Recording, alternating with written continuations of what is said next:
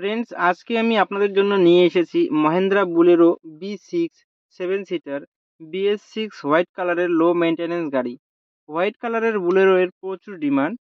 Siliguri RTO registration 2021 সালের গাড়ি, 2026 পর্যন্ত ট্যাক্স এবং 2036 পর্যন্ত ফিটনেস আপ টু ডেট করানো আছে। একদম ফ্রেশ কন্ডিশনের গাড়ি, পুরো অরিজিনাল পেইন্টের গাড়ি। গাড়িতে কোথাও কোনো স্ক্র্যাচ নেই এবং অ্যাক্সিডেন্টের কোনো রেকর্ড নেই।